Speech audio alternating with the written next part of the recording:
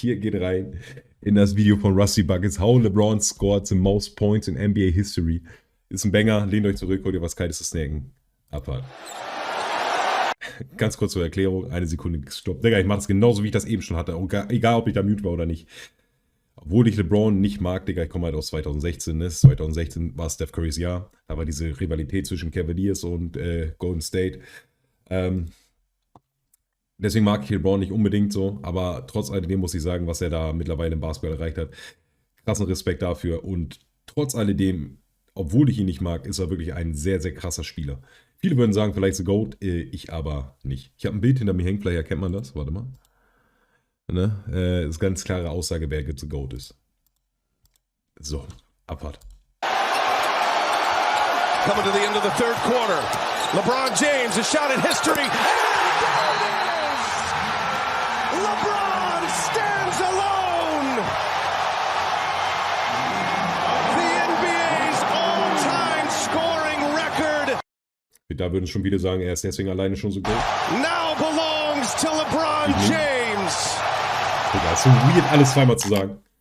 This shouldn't be possible. This record was never meant to be broken, and yet it was. Kareem Abdul-Jabbar was instantly the best player in the league from the moment he was drafted. Due to a rule change in college that removed dunking, a rule that was targeted specifically at Kareem, Lou Alcindor at the time, Kareem would develop a shot later dubbed the sky hook. Den hat auch bis heute noch niemand replizieren können. This was a nearly unblockable shot that allowed the 7-footer to score in droves. Oder er ist halt so hoch, dass er den Ball da loslässt. Shot that allowed the 7-footer to score in droves. Guck mal, er ist so hoch, dass er im Endeffekt gar nicht mehr so eine Kurve mit dem Ball machen muss, dass der Ball so reinfliegt, sondern er wirft ihn einfach straight oben so rein. Over the first 5 rein theoretisch, wenn du den blockst, ist halt direkt ein Goaltend, ne? Weil er halt direkt runtergeht. Seasons of his career, Kareem would average 30 points a night on 58% true shooting, which was 8% better than the league average. So you take that dominant scoring the ball thanks to an unstoppable shot and you can... Und ich denke hier auf dem 6. Platz ist es Karl Malone. Da unten ist LeBron James, muss Karl Malone sein, ne? Ohne Spaß, Digga. Wer soll denn das sonst sein? He who shall not be named. Michael Jordan? Entweder Michael Jordan oder Karl Malone. Combine it with the second most ja, ich glaube nicht, dass Michael Jordan dabei ist, weil er halt 2 Jahre gar nicht gespielt hat. Games played in NBA history, and you get an unbeatable record. 38,387. An absurd record that was never to be topped. But 5,251 days after Kareem would play his final game on October 29th, 2003, an 18-year-old kid from Akron, Ohio named LeBron James would make his debut versus the Sacramento Kings. And 12,292 days after that, LeBron would break that record. But how did this happen? How does a seemingly unbreakable record end up being broken? Well, in order to find that out, we're going to have to go back to that day in Sacramento in 2003 to see where it all began. Wir gucken uns an, wie LeBron die meisten Punkte in der NBA gescored hat. 40 Minuten Banger.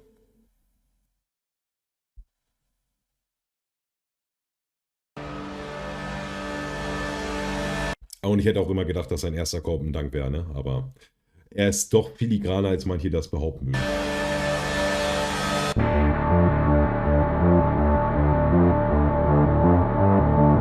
The expectations LeBron had going into his debut were truly unprecedented, a level of hype that was never seen before and really never seen since. Coming out of high school, LeBron was touted as the best prospect basketball had ever seen, a big forward with off-the-charts athleticism combined with the skills of a guard. The league hadn't seen someone that big who could orchestrate an offense since Magic Johnson, and the league certainly hadn't seen someone who could do that with a 40 44-inch vertical leap. In his debut in Sacramento, he would score his first bucket on a baseline mid-range jumper, his first 2 points, with many more to come. His rookie season is the only one of LeBron's career where he was not a bona fide Top 10 player in basketball. Which you know. Ja, ich weiß nicht, ob das auch daran liegt, dass seine Teammates gesagt haben, als wenn jetzt so ein Typ, Digga, auf einmal der beste Spieler in der NBA werden kann, Digga. Und auch als wenn er an Anfang direkt sich einen Starting Five Platz erst spielt und so. Was hat er gemacht, Bruder? Ich glaube, am ersten Tag war er in der Starting Five. No, it's fine. He was 18 years old right out of high school after all, and 21 points a game in 2004 placed him as the 13th highest per game scorer in the league. But it was his second year where LeBron would prove all of the hype to be well deserved. He would average 27 a game on much improved efficiency, and that 27 would be the mark that LeBron would get to consistently for the next 18 years. Unfortunately, LeBron's early greatness, while met with a ton of individual success, he would make All-NBA second team this season, and he probably would have been first team if this not being the era of the power forward, but success in the win column was not easy to come by. The Cavs would win 42 games, which tied them with the Nets for the 8th seed, but unfortunately New Jersey had won the season series. It's no secret that LeBron had some lackluster rosters around him, but this early on, you can at least give the Cavs some slack. They've only had LeBron for 2 years. At least for now, we can give them slack. Not much longer though. By year 3, LeBron would peak in terms of his per game scoring numbers, 31.4 points per game. He would have won the scoring title, but he had the misfortune of putting up these numbers the same season where Kobe was scoring 35 a game, along with Allen Iverson, who put up 33 a game. This bump in numbers would see a further increase in those individual accolades. There was no denying him his first of many first-team selections this year, but also it would affect the win column. The Cavs jumped up to 50 wins, and following this, a LeBron James-led team would win 50 or more games every year of his career besides for 4. And among 4 of them was a lockout year where his team won 46 games and would have been on pace for 57 had there not been a lockout, so I would say that that does not count, and 2 of them were in the LA years. So until he was at the age of 34, Die LA Years wollen wir auch mal ganz schnell vergessen. he'd only known a less than 50 win season one time. And it's important to note that LeBron is only 21 years old going into the playoffs at this point. And just to put into perspective what LeBron has accomplished as a scorer to this point in his career, he was the youngest player to ever score 30, to ever score 40, and 50 in a game. The youngest to lead his team in scoring, and he's been the youngest to score 1,000, 2,000, 3, 4, and 5,000 points, and the youngest to score 2,000 points in a season. So it's safe to say the signs of him being a record-breaking level scorer were there early on. All you need is the longevity, but we'll get there later. Now, because of the regular season success LeBron had on the Cavs, this year it meant that LeBron would make his NBA playoff debut, matching up with Gilbert Arenas and the Washington Wizards. And in an insanely tight series where 3 of 6 games were decided by literally 1 point, LeBron James would not disappoint. See how you're going to attack. Good looks. The quickness to the back. James inside again. What body control. LeBron would average just short of 36 points per night in this series. And in the first game of the series, which would be the first playoff game of his entire career, he put up a 32-point triple-double. What I find particularly amusing about the outbursts and scoring that LeBron would have earlier on in his years is that his game was just insanely simple. We'll talk about LeBron's evolution as a scorer because he's LeBron, der erste Rimrunner. certainly made big changes down the road, but early on, LeBron's speed, size, length, and leaping ability combined with his handle made stopping him going downhill damn near impossible, even with some of the best shot blockers in the world in the paint. His mid-range jumper and 3-ball both went in at a respectable enough rate, but his ability going downhill was inhuman. Slashing is LeBron's greatest skill as a scorer, and it was so unstoppable at this age that it didn't did not matter that he really was not all that versatile in the scoring department. Second round, they would face the defending conference finals champion Pistons, who on paper were virtually identical to the 2004 championship roster, and they were actually 10 wins better than their previous 2 seasons. This wasn't a team you could play around with, and it would be LeBron's greatest challenge yet. Luckily, he would answer the call. While his point total of 27 a game was not nuts as his previous series was, I'd argue it was still quite impressive for a 21-year-old in his second playoff series playing Und das gegen die Bad Boy Pistons, nee, das sind nicht die Bad Boy Pistons, aber gegen starkes Detroit Pistons Team. Against a top 5 defense with 0 spacing and 0 offensive help. LeBron broke the conventions of age early just as much as he would later on in his career. What made this series even more impressive from James was the lack of help he had along the way, something I'm sure I'm going to be saying a few more times. In the regular season, LeBron's teammates would average 66 points per game. In this series, his teammates combined for 54 points a game, and unfortunately LeBron could not make up for that 12-point swing.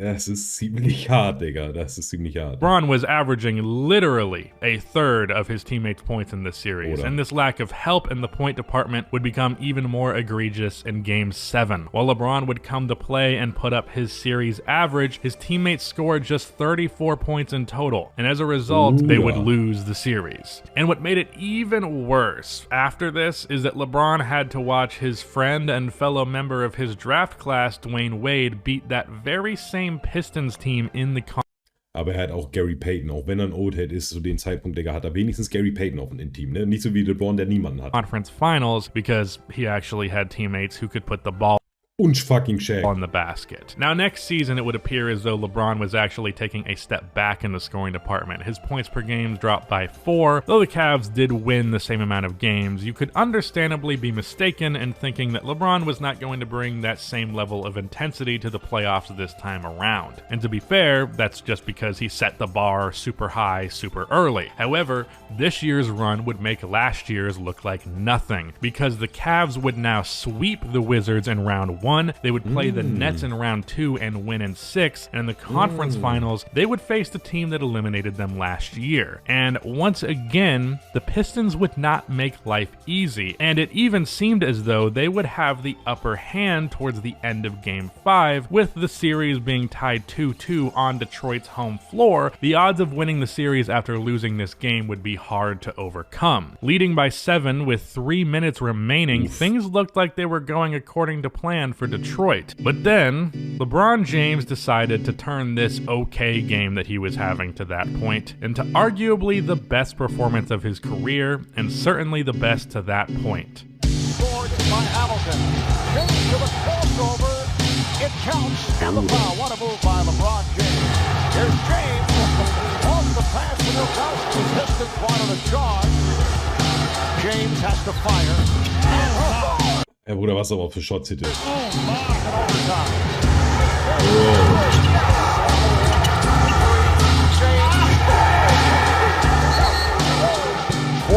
points for LeBron James. He has scored the last 25 points for Cleveland, 29 of the last 30. This was arguably the best game of LeBron's career, and through his scoring prowess, he managed to bring his team to the NBA Finals in his 4th year at just the age of 23. Unfortunately, however, Das ist auch absolut, also für die heutige Zeit ist das richtig, richtig weder Shit. the lack of offensive talent around him once again would be his undoing in the finals, because an experienced Spurs team knew exactly what to do with LeBron. Given that no one else was a big threat, the Spurs queued up on LeBron and made him take jump shots rather than drive, and though James had shown signs of improving. So wie wir auch Rimmer verteidigen müssen, ne? Warum streamst du morgen nicht? Weil ich morgen keine Zeit habe. Ne? Oder wahrscheinlich keine Zeit haben werde. Vielleicht komme ich irgendwie nochmal so unverhofft online, so wie heute. Aber ich sage lieber vorher ab, bevor ich dann sage, ich komme morgen und komme dann morgen doch nicht. Weißt du, ich meine? His jumper, it was still very much a work in progress, and this series proved that. The Spurs would sweep the Cavaliers in this series, but it was quite obvious that James would find himself back on the biggest stage. The only difference being, it would not be in a Cavaliers jersey, because his lack of offensive help, as well as LeBron's own Ja, irgendwann reicht's einfach. lack of offensive versatility, Üben wir nochmal mit dem Englisch, ne? continued to plague him. His teammates would not draw the attention of the defense, and that would make it easy for the D to solely focus on defending LeBron. Bruder, ich muss auch sagen, ich kenne nicht einen von den Spielern. Ich habe immer gedacht, früher, das wäre Robin Lopez, Digga. Aber war da Haro? Digga, keine Ahnung. Ich kenne die alle nicht. What made this worse is that he had to watch fellow members of his draft class get much better supporting pieces. Dwayne Wade got Shaq, Melo got AI, and Chauncey Billups, not to Muss man auch mal sagen, LeBron hat irgendwann auch mal Shaq gehabt, ne? Auch wenn Shaq bis dahin dann schon komplett am Ende war. Irgendwann hat er auch Shaq gehabt. mention a handful of good role players, including Defensive Player of the Year Marcus Camby. And Chris Bosh got Andrea Bargnani. So yeah, it also sucked for him. But with the expectations LeBron had coming into the league, in spite of the obvious difference in talent that he had to work with, LeBron would begin to be scrutinized for his lack of team success. Hell, there became an entire industry just around hating on LeBron. Many people have made entire careers out of the practice. Now don't get me wrong, LeBron would still dominate on the floor, and he'd really take his place at the mantle of best players in the league. And in 2009, he would make his best claim yet at the title of the very best. They get it to LeBron. Turrial's on him at 3 and 2. LeBron to win the game. He does! Screen now, Joseph. Josh Smith matched up with him. Oh, my God. The ball. Lewis gets it to LeBron for 3 for the win. Yes! LeBron James at the buzzer! In 2009, LeBron was at his peak athletically, one of the fastest players in the league, one of the highest leapers, and if you saw him coming down the lane, it was in your best interest to just get out of the way. LeBron had always been like this. Honestly, he still can be quite often, but the freight train mode that LeBron is known for was at its strongest this year, and that combined with his playmaking and defense would win him his first ever MVP award. But the same story would repeat itself.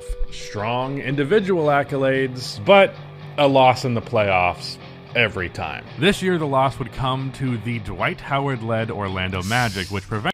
Auch ein sehr, sehr wildes Team. Dwight Howard Magics. Da ist ja auch gerade so eine Debatte im Internet, Digga. Dwight Howard war nie so ein guter Spieler, aber Bruder, Dwight Howard war so krass damals. Vor allem damals war ja auch nur nicht Three-Point-Shooting irgendwie das Wichtigste im Team, sondern Inside-Shit, Bruder, wenn du einen Center hattest. Deswegen war ja Shaq auch noch so übelst am Start, Digga.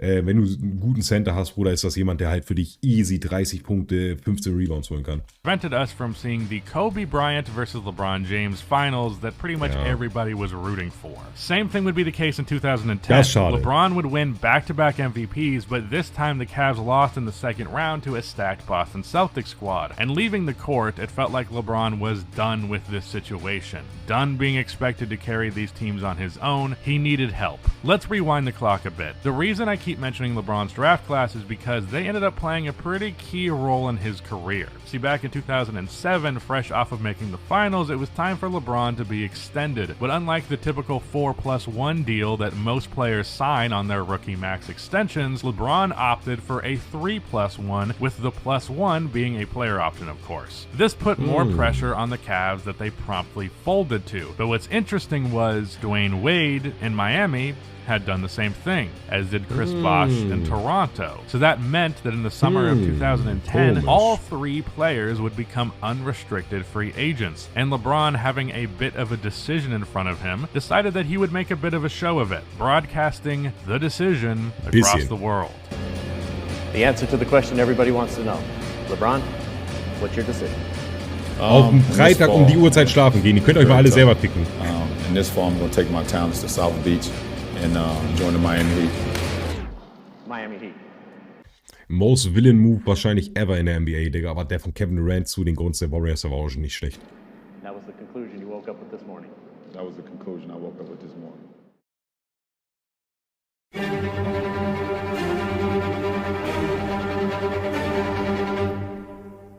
LeBron had decided to enter his So dumm, Bruder. Wahrscheinlich würde dieses Jersey so viel Geld heute kosten. Villain arc. And by that I So mean dumm. a 25-year-old made a business decision for himself and an entire city decided to treat him like human filth because of it. That's not to imply that only Cavs fans hated LeBron, however, because believe me, it was a lot more than just them. The combined forces of LeBron, Wade, and Bosh looked like it would steamroll the entire league. And given that possibility, LeBron was now the face of the decision to ruin parity in the league. And it seemed like that was going to be exactly the case at first. The Heat would win 58 games, and they looked so good doing so that this statement from LeBron didn't even seem that crazy at the time.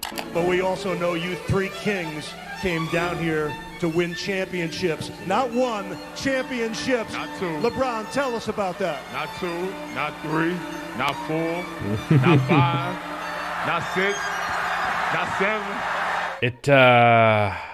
It was outlandish though. Yeah. Like quite a bit. Especially considering what would go down in Hätte wenigstens ab 3 aufhören sollen, ne?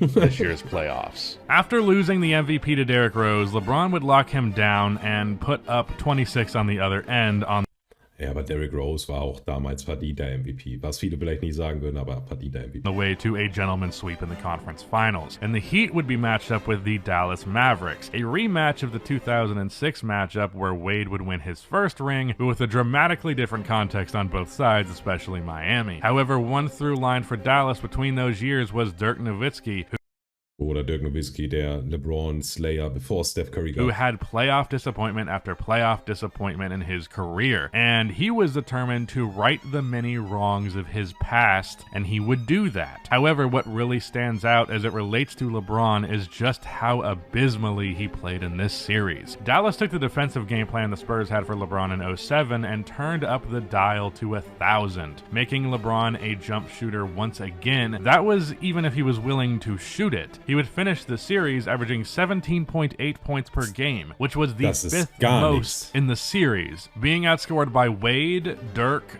Bosh, and Jason Terry. In Game 4, he put up a whopping 8 points in a 3-point loss where the Heat could have gone up 3-1.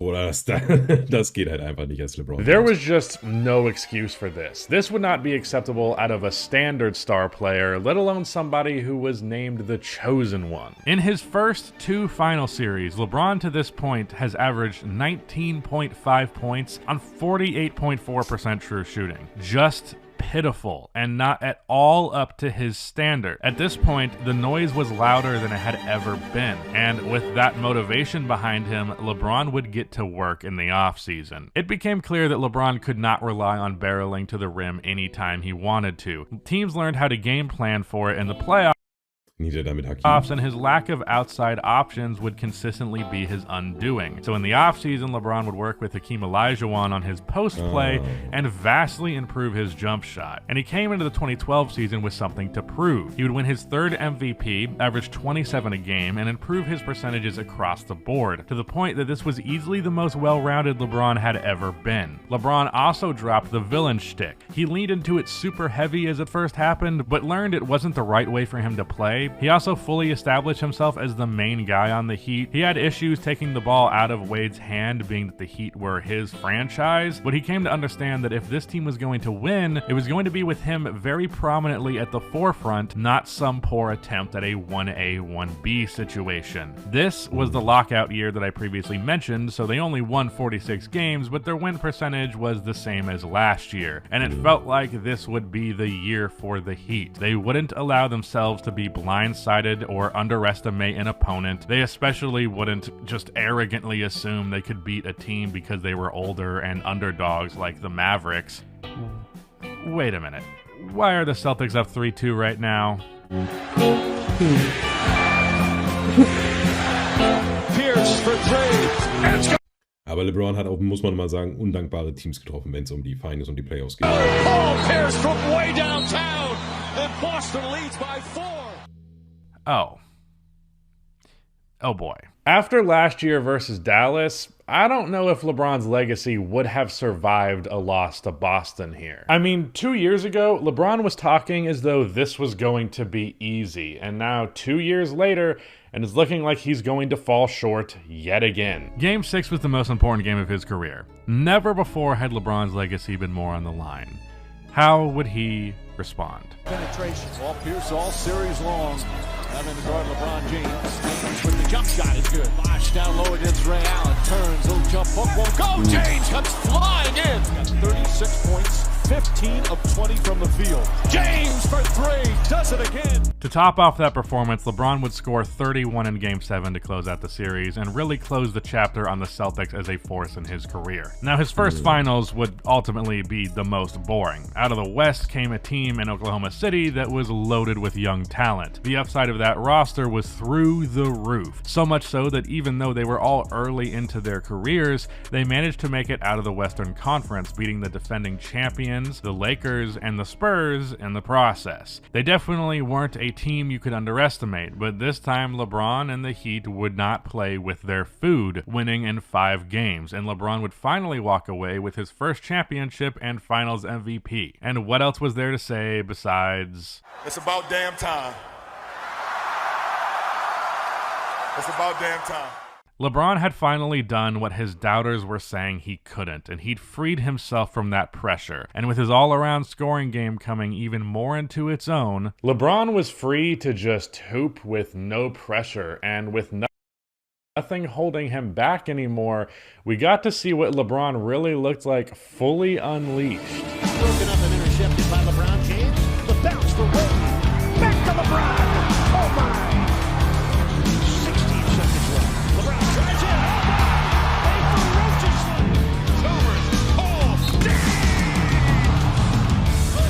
Badier gets it in. James on the drive.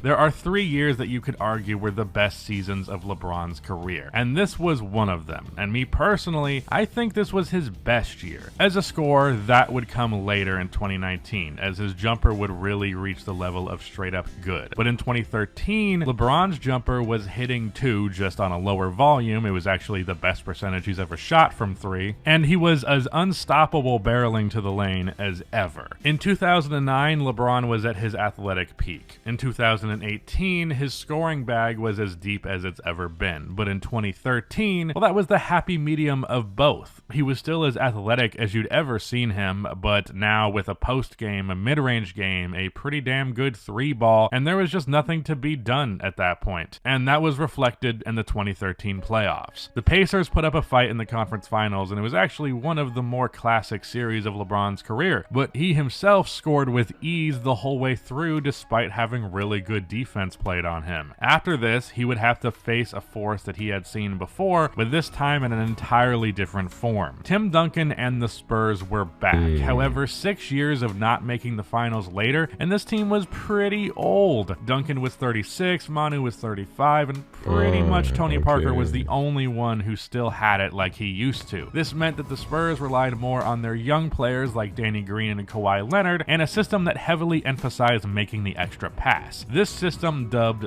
the Beautiful Game, allowed the Spurs to well outperform their talent level. As a result, even though the Heat were a much more talented roster, this was a fairly even matchup, and San Antonio's young players did come to play. Danny Green was a sniper, shooting 55% from 3 on 7 attempts per game, and Kawhi contributed 55% bei 7 Dreiern.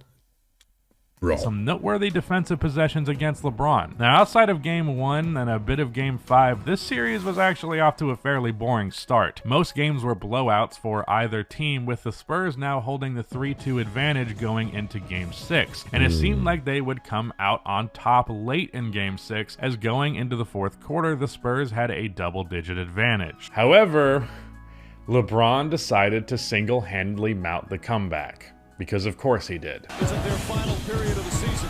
James to the basket and the finish. 6 to shoot. Aber wer ist auch der Center da bei den Spurs, der gerade spielt? Chalmers find James and the flush. Ja, Tim Duncan. Siehst du, direkt wieder anders gefunden. Fires a 3, way off.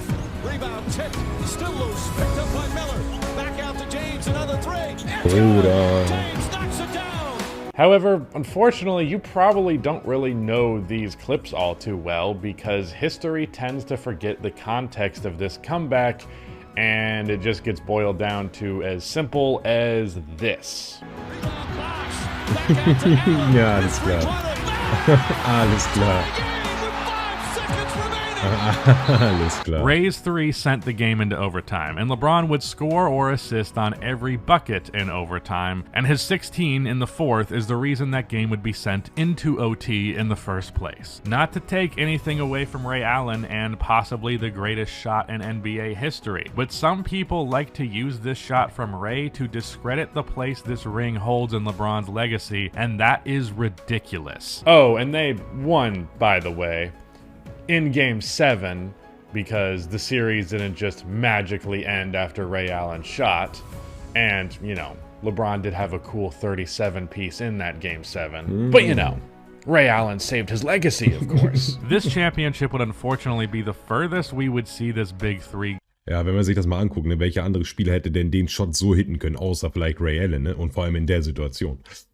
Also ein bisschen Credit muss er schon bekommen. Go, however, because Wade's knee injuries would begin to catch up to him, and even though they would make the finals again in 2014, this same Spurs team would wipe the floor with the Heat. And though he would overall have a good series, there were moments where eventual finals MVP of the series, Kawhi Leonard, really gave LeBron hell one-on-one, something very few defenders could accomplish. Even when he was shut down in the past, it was pretty much always a team effort, but Kawhi really gave him trouble. But after this loss, with Dwayne Wade's injuries and age, LeBron realized that it was time for a change of scenery yet again.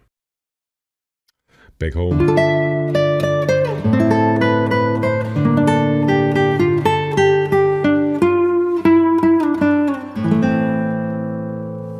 LeBron leaving the Cavaliers would ultimately be the best thing for them and LeBron. The down years while he was gone would allow the team to add both Kyrie Irving, and in the same offseason they got LeBron, Andrew Wiggins, who was ironically drawing comparisons to James. Comparisons that turned out to be stupid, but they did exist at the time. He wouldn't be playing with LeBron, however, because in the same offseason, Kevin Love, the super talented offensive four of the Minnesota Timberwolves, became available, and he Im Endeffekt hast du die Spieler, die er davor hatte, Dwayne Wade und Chris Bosh, mit jüngeren Versionen von denen ausgetauscht.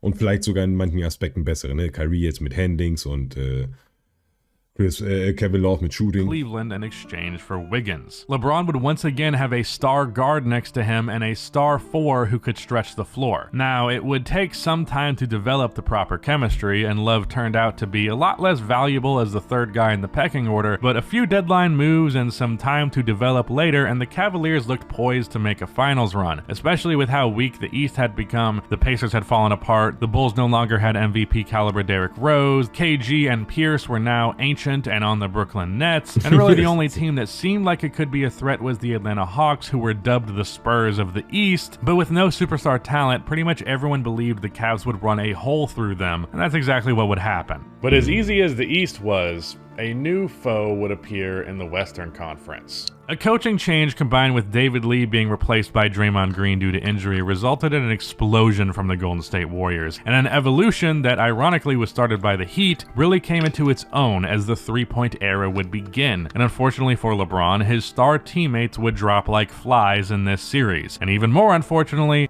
Charles Barkley was not right. A shooting team could indeed win championships because despite his best efforts, the Dubs would win in 6. By this point in his career, LeBron was making a muss man nochmal dazu sagen, das war komplett überraschend, dass da die Golden State Warriors track record of getting revenge after losing. That was foreshadowing, by the way. With a full year and a training camp under their belt, the Cavaliers entered the 2016 season a lot stronger than their first year. And as was routine at this point, I almost feel like a broken record saying it, LeBron and the Cavs would dominate the East in the playoffs, and they would rematch with the 2016 Warriors. The same team as last year, except not really, because after an MVP year, Stephen Curry somehow managed to make a massive leap as a player, posting possibly the greatest offensive season in NBA history. And that jump, combined with the Warriors system being the most well-oiled machine in basketball and a notable leap from Clay and Draymond, it made them a freaking 73-win team. Ja. The Warriors were Goliath going into the series, but at least.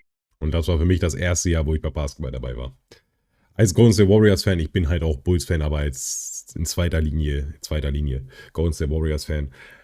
Absolut wildes Basketballjahr gewesen. At least in this case, David finally had some help because both Kevin Love and Kyrie Irving would play this series in full, unlike last year. However, to open this series, Goliath was Goliathing, and they took a 3-1 lead as a result. Through the first 4 games, LeBron actually struggled quite a bit, averaging just 25 while also racking up 6 turnovers a night. Now, in case you hadn't heard, no team to this point in NBA history had ever come back from a 3-1 lead in the finals. It had happened a few times in the other rounds of the playoffs, but never at the biggest stage. But from here, what happened could simply only be described as greatness.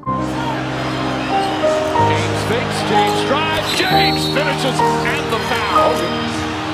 Ich will mir das eigentlich gar nicht angucken. A little bit of a shove. James with 4 to shoot. He's going to have to knock up the 3. And does. Steps back, tries another 3. That's good. LeBron James from Towns ahead to Smith. Smith, alley-oop to James. James lines it up and hits a 3. LeBron James, his second 3-pointer. Right through the hands of Curry. James, a 2-handed slam. James on the drive, foul, layup, counted at 1. Oh, and I know I've been focusing on the scoring aspect of LeBron for this video. You've only seen scoring highlights at this point, but I cannot not include this clip.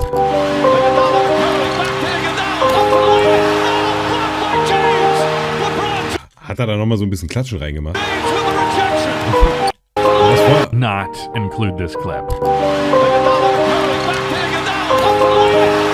Hört sich so ein bisschen so an, weil ich glaube, das war nicht im Original.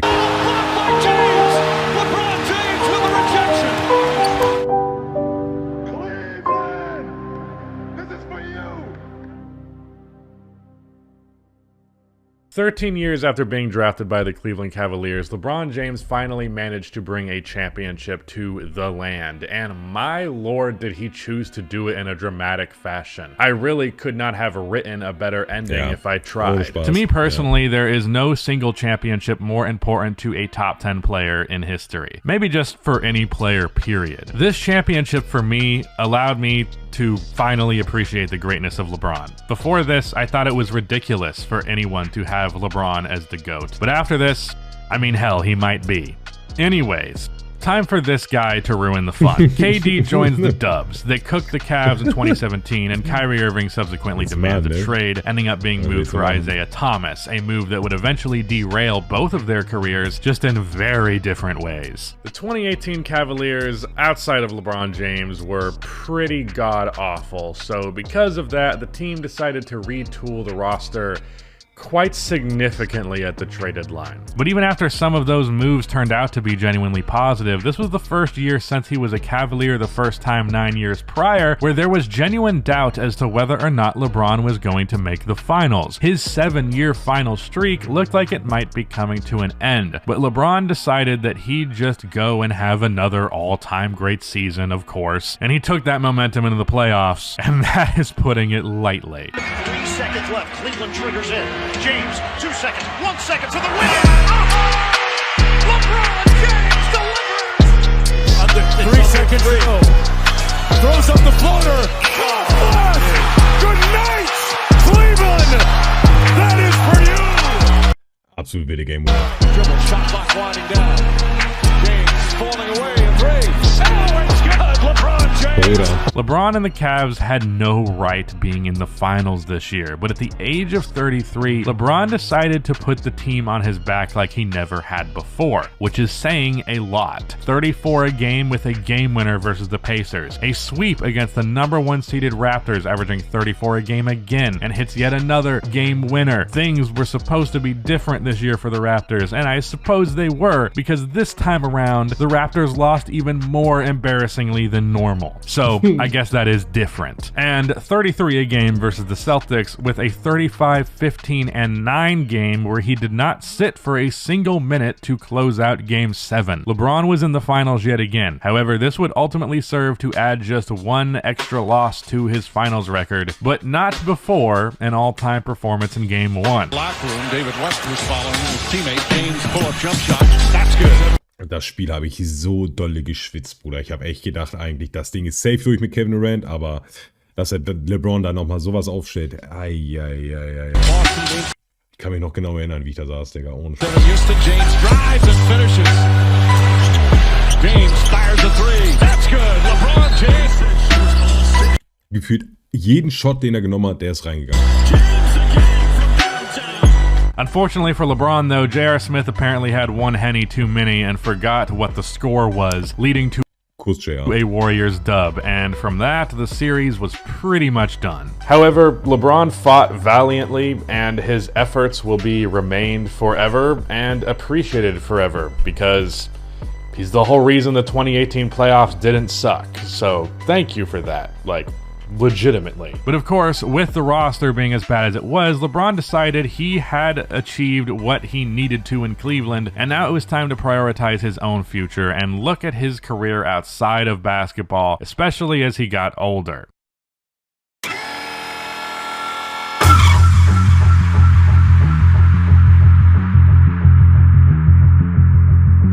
He would sign with the Los Angeles Lakers in a decision that many saw as LeBron basically entering a retirement home. He was to play out the remainder of his career in a sunny place with So sah es aber auch wirklich an Anfang big aus. business opportunities, and basketball really wouldn't be his focus anymore. But as it turns out, LeBron had made this deal with the Lakers with the promise of a big trade on the horizon. In a year where LeBron was carrying a team of prospects to the playoffs before getting injured and ending up missing them, for the first time in his career since 2005, mind you, this team would deliver on that promise, landing Anthony Davis in a trade package for said prospect, as well as a boatload of picks. AD would be one of the best teammates LeBron had ever had, if not the best, depending on who you ask. Me personally, I'd go for those first couple of years of Dwayne Wade, but 2020 AD definitely has a case. Ja, aber nur der 2018er oder der in der Bubble. Ich würde aber auch eher sagen, Dwayne Wade, besterer Teammate für LeBron gewesen. This duo would instantly become the best in the league, and the Lakers would become one of the best teams in the league off of the back of a top 3 defense, and an offense that got by on its star power. The circumstances of the playoffs this year would be really weird because of this silly little thing called a global pandemic. That happening resulted in the NBA being shut down for 7 months. This pause towards the end of the season, right before the team was poised to make a big run, threw a wrench in their chemistry, but that was not a challenge that every other team wasn't also facing. In the playoffs, they managed to avoid the Battle of LA that was hyped up so much that year, which in a way is good because having the Battle of LA in Florida would have been kind of lame. Instead, they faced the Rockets in round 2, and they beat them by leaving Russ open and letting him shoot them out of the series. Something they apparently didn't factor in when trading for him later. And they faced the Nuggets fresh off of beating the Clippers in a 3-1 comeback in round 2. The Nuggets put up a respectable fight, but they were not ready for LeBron and AD, and neither were the Miami Heat, who had managed to make it to the finals after a 6-year absence thanks to a certain someone leaving. This was Ja, aber Jimmy Butler, Digga, hat da echt gearbeitet. a surprise appearance for sure because the Heat were the 5 seed that year, and no one really thought Jimmy Butler could do what it turns out he could do. The series would actually go to 6 games and make the Lakers sweat quite a bit, but the Miami Heat were hobbled and easily outmatched in the talent department. The Lakers would pull away in Game 6, and LeBron would win his 4th ring and Finals MVP at the age of 34, having averaged 30, 12, and 9 in the series. Now, following this championship, we would enter a fairly dark period of LeBron's career, at least relative to his earlier success. After an injury-riddled year, the Lakers would lose in round 1 to the eventual conference champions Suns. They traded for Russell Westbrook, which would end up being a disaster. But ironically, in a way that parallels his early career, LeBron would then go back to putting up numbers on a not very good team. But he was doing this at the age of 37, 38, and now in the 20th season of his career, he's averaged 30 a game over the last 2 years, which is the first time he has cracked that number since he was 23 years old. To put that into perspective, the next highest scoring season in year 20 was Kobe's 17 a game in his last year. LeBron is averaging 13 more points than that, and to be respectful to Kobe Bryant, we're not going to talk about the efficiency difference. But that brings us to today. By this point, you've probably seen this clip a million times now, but here it is again. At the end of the third quarter, LeBron James, a shot in history. Stefan, du bist der Typ, gegen den den gehittet hat. Ist bestimmt auch nicht so geil. LeBron stands alone. One thing that has always irked me around LeBron James is the notion that he is a pass-first player. I respectfully disagree. Yes, even if he does say it himself. This is a pass-first player. This is one of the greatest scorers the NBA has ever seen, who also is an amazing playmaker. LeBron's passing is what sets him apart from a lot of all-time greats other than really just Magic Johnson, and that's deserving of all the praise that it gets. But taking it as far as to suggest that LeBron's first instinct is always to pass is just not even remotely true. Even with longevity, you do not score the most points in NBA history without being one of the most aggressive scorers there's ever been, and you don't do it without being one of the best scorers that there has ever been. Kann ich nur genauso teilen. Ne? Leute, die sagen, er wäre der Pass-First-Player, Digga, sehe ich halt auch überhaupt nicht ein. Umsonst hat er nicht den All-Time-Scoring-Rekord. LeBron is one of the most routinely snubbed players in the GOAT scorer conversation, and I guess you can chalk that up to his scoring game being simple, but when has that been a disqualifier before? Is Kareem not one of the greatest scorers ever because he relied on a few post moves and that was about it? Ja, der war aber auch 7 Punkte. Obviously not. Not to mention, LeBron's scoring became progressively more and more complex. I don't think LeBron gets enough credit for going from someone afraid to take threes to someone who launches over 8 a game on respectable efficiency. His mid-range game became deadlier and deadlier as the years progressed. He has one of the best post fades the game has ever seen. His post-game period is diverse, and you pair all of that with being the greatest slasher the game has ever seen, and you have a recipe for an amazing score. Such an amazing score that he broke that record in 150 less games than Kareem did. Nearly 2 full seasons of basketball less.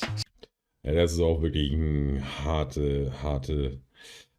So with all that said, congrats to LeBron James for this achievement. I felt it was appropriate to go to the very beginning to really put the insanity of his career in full perspective. LeBron could not have had higher expectations going into his career, and somehow, some way, he managed to exceed those expectations. He immediately took his place in the history books, and he would continue to do it for 20 years with more to come. I ended the Goatmentary with this line, and I'll use it again here.